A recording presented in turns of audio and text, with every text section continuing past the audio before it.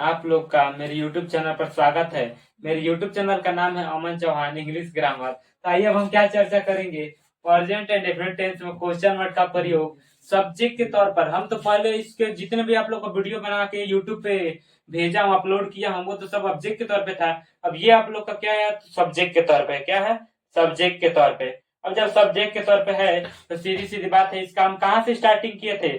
Who से हम starting किया था ऑब्जेक्ट के तौर पर क्वेश्चन वर्ड का। अब यहीं से भी उसी कहानी से स्टार्ट करेंगे, हु का प्रयोग सब्जेक्ट के तौर पर इसी कहानी से स्टार्ट करेंगे भाई। अब हम चर्चा करेंगे, हमारा हेडिंग क्या है?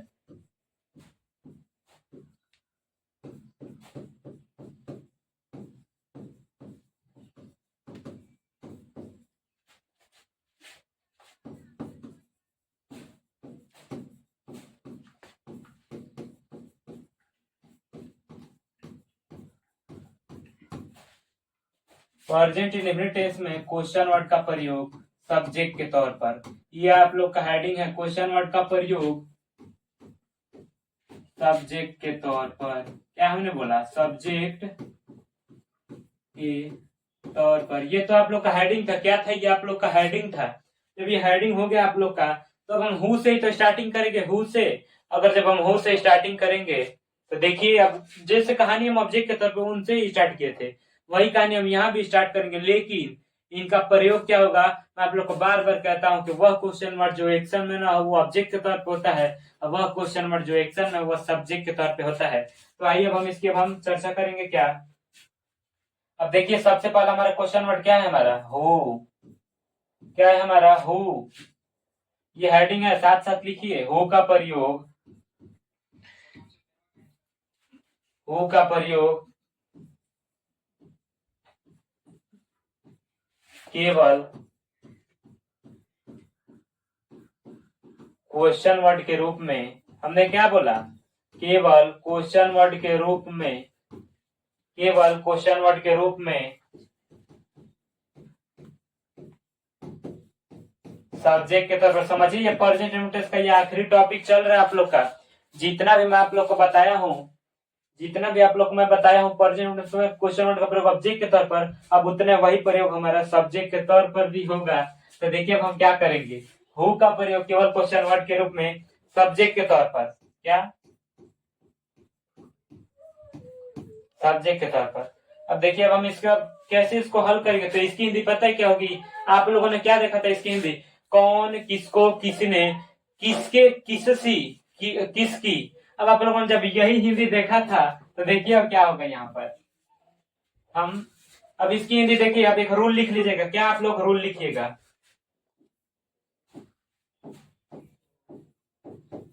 रूल लिखिए। यदि हु का प्रयोग, यदि हु का प्रयोग, हमने क्या बोला? यदि हु का प्रयोग, यदि हु का प्रयोग क्वेश्चन वर्ड के रूप में, क्वेश्चन वर्ड के रूप में, क्वेश्चन वर्ड के रूप में, के रूप में सब्जेक्ट के तौर पर हुआ हो, सब्जेक्ट के तौर पर। देखिए, जब हु का प्रयोग क्वेश्चन वर्ड के रूप में सब्जेक्ट के तौर पर प्रेजेंट में किया जाता है, तो हु की हिंदी कौन, किसे, किसको, किसकी, किसने के अर्थों में। इसमें से पता है इसकी हिंदी क्या होगी? इनमें पांचों में से बस दो ही हिंदी होगी, तो उसका नाम है कौन और किसे के अर्थों में दो ही हिंदी होगी। जब देखिए रूल क्या है हमारा, यदि हु का प्रयोग क्वेश्चन वर्ड के रूप में सब्जेक्ट के तौर पर हुआ हो, तो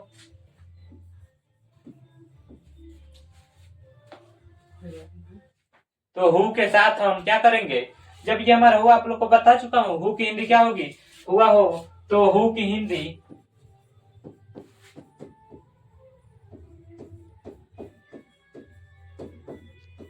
हु की हिंदी कौन,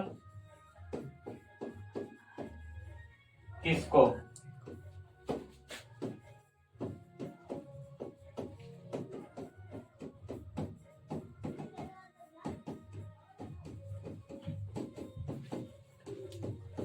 अब ये रहा आप लोग का रूल। अब इस रूल को एकदम नोट कर लीजिए, जल्दी नोट कीजिए। आप लोग को ये पूरी बातें समझा दिया हूँ। आई होप आप लोग को ये पूरा समझ आया होगा। देखिए अब इस रूल को एक्सप्लेन कैसे करें। क्या एक्सप्लेन? स्क्रीनशॉट ले लिए ना, अब आगे चला जाए। स्क्रीनशॉट जब आप लोग ले लिए हैं तो आगे चला जाए, ले लीजिएगा स्क्रीनशॉट और नोट्स बनाते चलिएगा। हाँ चलिए अब आइए। अब जब उतना सब हो गया हमारा काम, तो क्या हम सीधी सीधी बात है, हम स्ट्रक्चर रखेंगे, एग्जाम्पल आएगा, सब आएगा। क्या आएगा? एग्जाम्पल आएगा, सब आएगा। यानी आज खाएगा तो परसों कमाएगा। क्या होगा? परसों कमाएगा। अब देखिए एग्जाम्पल में क्या होगा हमारा, पहले स्ट्रक्चर लिखिए। अब देखिए स्ट्रक्चर हमारा क्या होगा, सब्जेक्ट के तौर पर हु की, हु को यहाँ पे मत देखिए। हु को जब आप लोग नहीं देखेंगे, देखिए ये हमारा क्या है, स्ट्रक्चर है। स्ट्रक्चर जो है हमारा, यहाँ पे हु रखेंगे। हु का ही तो प्रयोग हमने चालू किया है। जिस जिस क्वेश्चन वर्ड का प्रयोग सब्जेक्ट के तौर पे करेंगे, हम उस क्वेश्चन वर्ड का प्रयोग कहाँ करेंगे, हमेशा उसी क्वेश्चन वर्ड को रखेंगे, हमेशा उसी क्वेश्चन वर्ड को रखेंगे। तो देखिए हु के बाद हम रखेंगे वर्ब का फिफ्थ फॉर्म या फर्स्ट फॉर्म, या फर्स्ट फॉर्म। फिर जाके हम क्या रखेंगे, ऑब्जेक्ट रखेंगे। अब देखिए ना क्या हो गया, हमेशा वर्ब के बाद ही तो ऑब्जेक्ट आता है। जब ये स्ट्रक्चर आ गया तो हिंदी भी आनी चाहिए ना। अब हिंदी आने में क्या तकलीफ है? अब देखिए हिंदी, हमारा पहला हिंदी क्या है,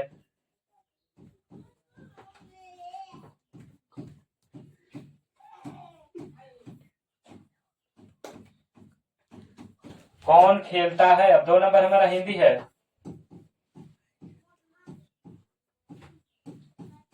कौन यहाँ जाता है। हाँ लेकिन एक बात ध्यान रखिएगा, हु का प्रयोग जब सिंगुलर नंबर में होगा तो उसकी हिंदी कौन किसको होगी। अगर जब प्लूरल नंबर में होगा तो कौन कौन किसको किसको। तो आप लोग को ये एकदम सेम नियम है। जब हु का प्रयोग प्लूरल नंबर में होगा, कौन कौन होगा या किसको किसको या किसे किसे होगा, तो हम क्या उसको हमेशा प्लूरल नंबर सब्जेक्ट के साथ वर्ब का फर्स्ट फॉर्म रखेंगे। अगर सिंगुलर नंबर में होगा कौन या किसको, तो हमेशा वर्ब का फिफ्थ फॉर्म। यहाँ पर वही कहानी चलेगी, कौन कौन, हमने क्या बोला, कौन कौन, कौन कौन मुझे चाहता है। अब देखिए एक और एग्जांपल आ जाए, 4 एग्जांपल में तो आप लोग को पूरा बातें समझ आ जाएंगी। देखिए क्या है हमारा, अंग्रेजी, अंग्रेजी, अंग्रेजी किसे आती है। समझ लीजिए हु का प्रयोग इसी इसी स्ट्रक्चर और इसी एग्जांपल इसी नियम पर खत्म। क्या है हमारा, इसी एग्जांपल और इसी नियम पर खत्म। तो देखिए अब हम इसको बनाएंगे कैसे। अब देखिए कैसे बनेगा। बनाने के लिए क्या करेंगे, कौन खेलता है। जब हु का प्रयोग, आप लोग को मैं कितनी बार कहूं, हु का प्रयोग जब कौन होगा, कौन होगा तो ये हमारा सिंगुलर काउंटेबल नाउन होगा। अगर जब हु का प्रयोग